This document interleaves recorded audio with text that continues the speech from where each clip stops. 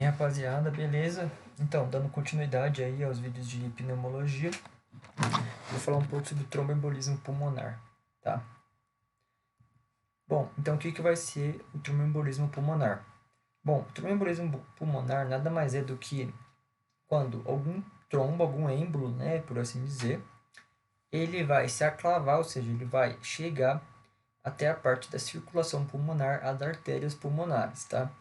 Com isso, ele vai tampar essas artérias aí do pulmão, tá? E vai causar vários problemas aí no nosso corpo, que eu vou falar posteriormente. E esse vai ser basicamente o tromboembolismo pulmonar, tá?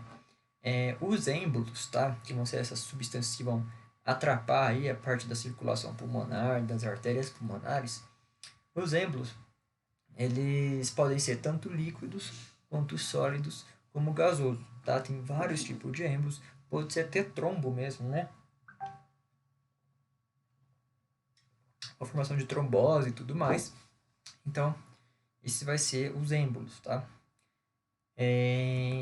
Então, qual vai ser os tipos de êmbolos? Eu falei, a gente tem os êmbolos sólidos, os êmbolos líquidos e os êmbolos gasosos, tá?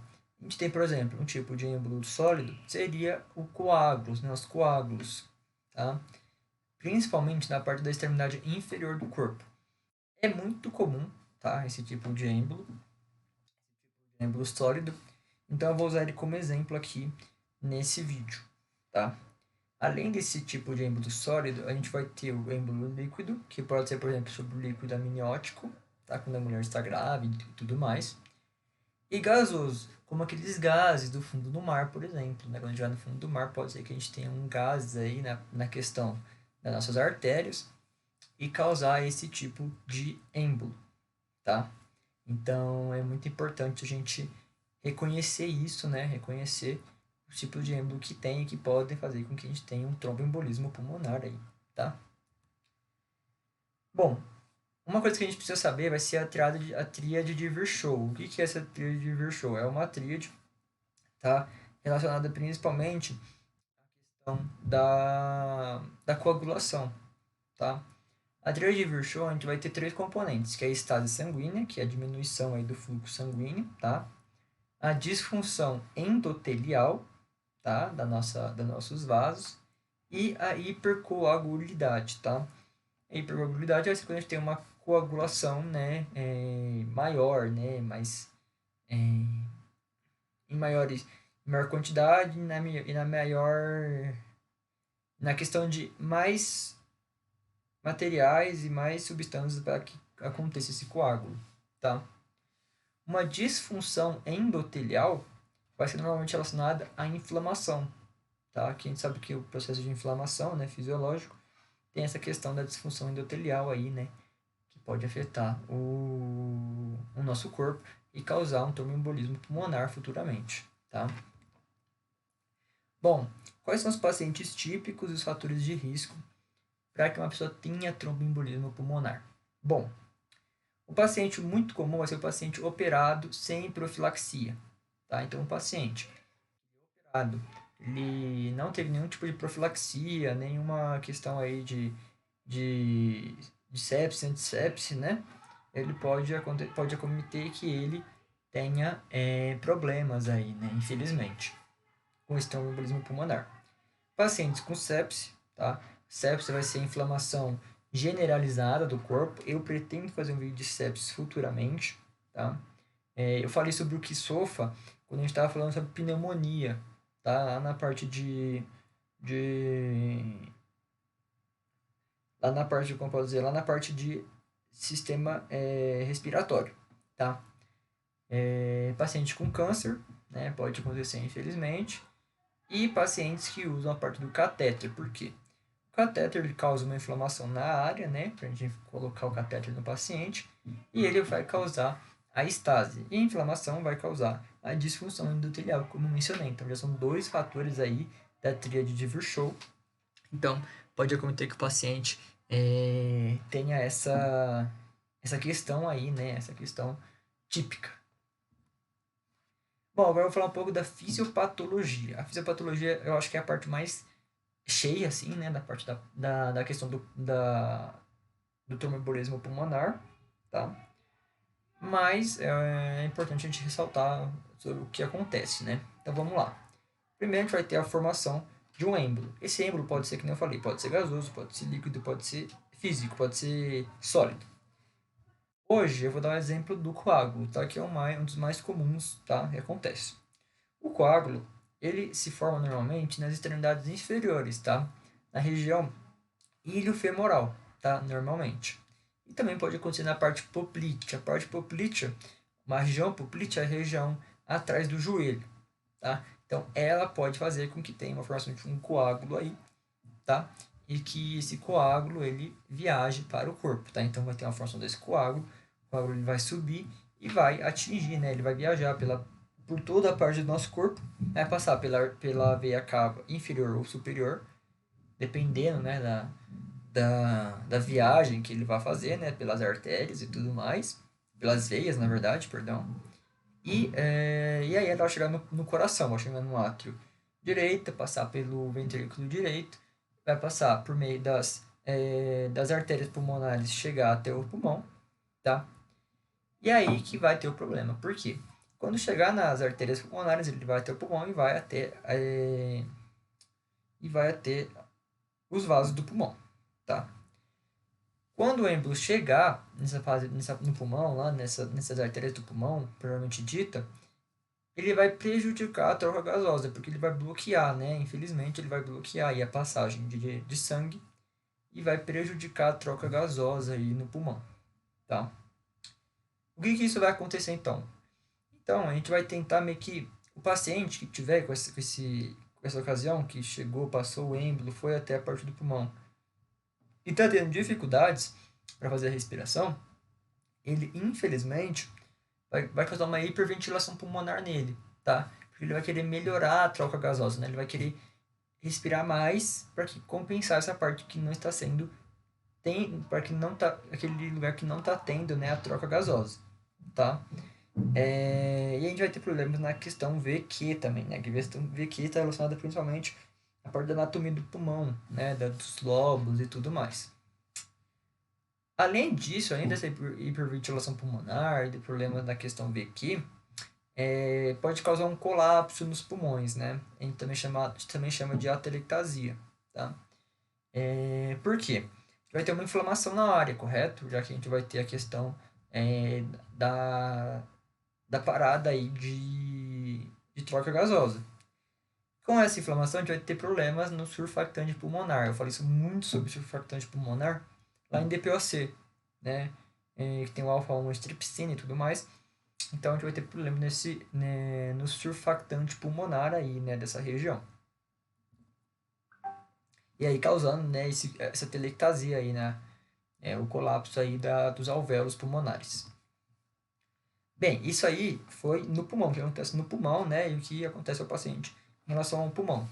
Porém, o tromboembolismo pulmonar, além de ele afetar os pulmões, ele pode afetar o coração. Como?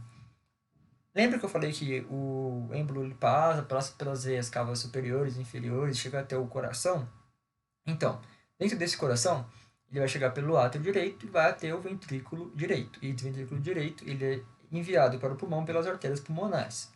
No entanto, se o êmbolo chegar, e dependendo da situação do êmbolo, do coração e tudo mais, o ventrículo ele vai ter que fazer mais força, né? Tem que fazer mais força para mandar esse sangue, porque a gente já está tendo um coágulo ali, o coágulo ele é mais pesado, então o ventrículo o ventrículo direito vai ter que fazer uma maior força, né, para que isso ocorra, para que ele mande, né, esse sangue aí pelas artérias pulmonares. Isso a gente vai chamar de aumento da pós-carga, tá? Fisiopatologicamente falando, é um aumento da pós-carga no ventrículo direito, tá? Então o ventrículo ele vai tentar mandar, né, ele vai mandar esse sangue e a gente vai ter esse problema aí, infelizmente, tá? O ventrículo direito ele é mais fino, né, que o ventrículo esquerdo, como a gente já sabe. O ventrículo esquerdo ele manda o sangue dele lá pela parte da aorta, né, a aorta ascendente. No ventrículo esquerdo, então a gente faz mais força, porque a gente vai ter que ter mais força para mandar ele de forma sistemática, né, já que vai mandar para o corpo inteiro. O ventrículo direito só manda, né, para o pulmão. Então, Então não precisa de tanta força assim, e o ventrículo ele é mais fino, ele é menos, ele tem menos hipertrofia do que se comparado com o ventrículo esquerdo, tá? Então voltando, o ventrículo direito tem que fazer mais força. Com isso, pode ser que ele não tenha força para mandar de forma eficiente tudo isso, tá? E como é algo muito agudo, por exemplo, ele do nada que chega esse coágulo, ele vai ter que se adaptar, ele não vai ter tempo para fazer essa adaptação, porque como foi muito rápido, ele não vai ter tempo de se adaptar, tá? O ventrículo esquerdo, normalmente, quando acontece alguma situação, é, vou dar um exemplo, como insuficiência cardíaca e tudo mais, o ventrículo esquerdo, em alguns casos, ele consegue fazer uma hipertrofia, aumentar as mitocôndrias, né, dos músculos e etc. Porém, infelizmente, isso é gradativo, né? Ele não é de um dia para o outro que o ventrículo esquerdo ele fica mais hipertrofiado. No caso do ventrículo direito, ele não vai ter tempo para fazer essa adaptação aí, infelizmente, tá? Uma coisa que pode acontecer com esse ventrículo direito é que, como ele vai aumentar, tipo assim, com o tempo ele vai tentando aumentar o ventrículo direito, né? E aí o septo interventricular, ele pode ser jogado para o lado esquerdo e vai causar, infelizmente, a diminuição no ventrículo esquerdo, né? Com o ventrículo esquerdo com menor área, né? A gente vai ter problemas no gasto cardíaco, porque a gente não vai ter o ventrículo esquerdo cheio, né? O ventrículo esquerdo não vai conseguir ficar cheio, não vai conseguir mandar esse sangue aí de forma sistemática, tá? Então, vai ter a diminuição na parte da pressão sistólica, né? Já a gente não vai conseguir mandar, não vai conseguir mandar todo o sangue que precisa, né? E a gente vai ter também, pode causar problemas aí do ventrículo esquerdo, mesmo afetando o ventrículo direito, tá? Bom, qual vai ser a clínica na embolia pulmonar, né? Ou no tromboembolismo pulmonar? Vai normalmente afetar pessoas obesas, idosas. As pessoas obesas são pessoas que têm um IMC acima de 30, tá? Pessoas que acabaram de passar de uma cirurgia, que eu falei lá, sem a questão da profilaxia e tudo mais, tá? Pessoas que tiveram uma viagem muito longa e pessoas que já tiveram sintomas aí ou já tiveram alguma vez AVI, tá? Que é o acidente vascular encefálico, tá? Então, além disso, qual vai ser a clínica? Pode acontecer uma disneia súbita no paciente, então o paciente vai ter dificuldade para respirar do nada, tá? Pode ter uma taquicardia, por que um taquicardia? Porque a gente vai ter o volume sistólico mais baixo, então, e um gasto cardíaco menor, então a gente vai ter que fazer mais batimentos para que a gente consiga, né, tentar nutrir todos os nossos tecidos, tá? Um ataque apneia, que nem eu falei, é uma hiperventilação, para tentar aumentar a troca gasosa, já que as artérias pulmonares vão estar interrompidas. Tosse pode acontecer. Engurgitação ou dilatação jugular também pode acontecer. Hipotensão, diminuição da pressão, né? E um refluxo hepato-jugular também pode acontecer. Bom, para o laboratório, o que a gente vai fazer para tentar descobrir que o paciente tem um tromboembolismo ou não? E normalmente vai ver troponina, tá? A troponina é uma substância que vai falar do coração em si, tá? Vai mostrar um prognóstico do paciente. Se tiver troponina, possivelmente o coração está lesionado, a gente está tendo problemas no coração, tá? Aumento do BNP. O dímero D é muito importante porque o dímero D ele é formado quando tem uma fibrinólise, tá? Então, a formação de fibrina, tá? Quando a gente tiver esse dímero D, a gente pode pensar no tromboembolismo.